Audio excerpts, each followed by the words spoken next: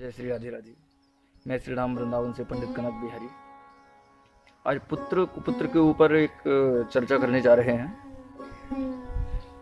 कुछ लोग पुत्र होने से दुखी हैं, इनके यहाँ पुत्र हो गया है लेकिन कुपुत्र निकल गया, इस बात से दुखी हैं। तो कुछ लोग जिनके यहाँ पुत्र नहीं हैं वो इस बात से दुखी हैं कि पुत्र हमारे यहाँ नहीं है। तो इस पर से चाणक्य मुनि ने बड़ा सुंदर एक कथन कहा है कि मूर्खश्चिरायुर्जातोपि तस्मात् जात मृतोपरः मृतः स चाल्प दुःखाय यावत् जीवम जड़ो दहेत। अर्थात मूर्ख पुत्र दीर्घायु वाला उत्पन्न होने पर भी उसकी अपेक्षा उत्पन्न होते ही यदि पुत्र मर जाए तो वह उत्तम है मूर्ख पुत्र से भले, क्योंकि वह मरा हुआ पुत्र तो कुछ थोड़े समय के लिए ही दुख देगा, लेकिन जो मूर्ख पुत्र होता है वो जीवन भर का दुखदायी हो जाता है। इसलिए चाणक्य मुनि कहते हैं कि यदि संतान नहीं है तो जबरदस्ती मत करो। हमारे भाग्य में जितना है वह तो मिलना ही मिलना है। यदि हमारे भाग्य में पुत्र सुख है, संतान सुख है, तो मिलना ही मिलना है, कोई नहीं काट सकता। यदि हमारे भाग्य में यदि संतान सुख नहीं है तो जबरदस्ती बिल्कुल ना किया जाए, क्योंकि जबरदस्ती की संतान तो दुखदायी ही होती है। कितने उदाहरण हमें ग्रंथों में मिलते हैं, जैसे कि श्रीमद् भागवत के महत्व में वर्णन आता है गौकर्ण उपाख्यान में कि पंडित जी जो थे आत्मदेव जी बड़े परमितभाषी, यशस्वी, बड़े विद्वान, कर्मकांडी ब्राह्मण थे, तपस्वी भी थे और धनवान भी थे, धन की कोई कमी नहीं थी।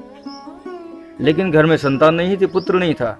और संत ने तो माथे की रेखाएं देख करके, मस्तक की रेखाएं देख करके बता दिया कि तुम्हारे 7 जन्म तक पुत्र सुख नहीं है तुम्हें।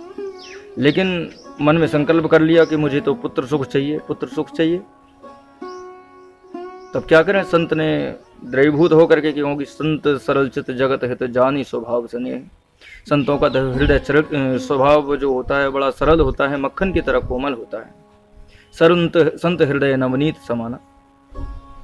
तो संत को दया आई और आत्मदेव जी को उन्होंने वरदान दे दिया, एक फल दे दिया कि जाओ तुम्हें पुत्र होगा, इस फल को अपनी धर्मपत्नी को खिला देना।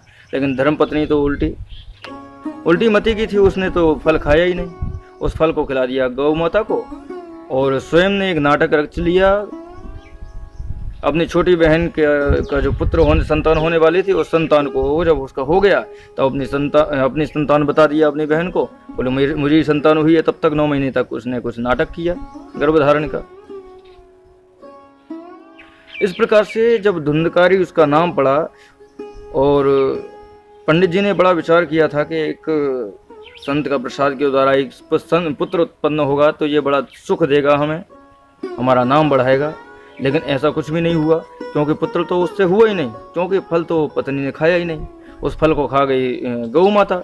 तो गौ माता को जो पुत्र हुआ वो गौ के समान उसके कर्ण थे और बड़ा विद्वान, बड़ा तपस्वी पुत्र हुआ, नाम था गौकर्ण। लेकिन जो धुंधकारी हुआ इसका सुख पंडित जी को नहीं मिल पाया, क्योंकि इनके भाग्य में तो संतान सुख था ही नहीं।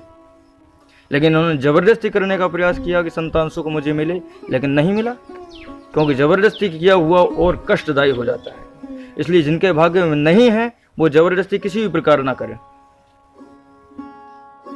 क्योंकि जो पुत्र यदि कुपुत्र निकल जाए तो जीवन भर दुखदायी देता है।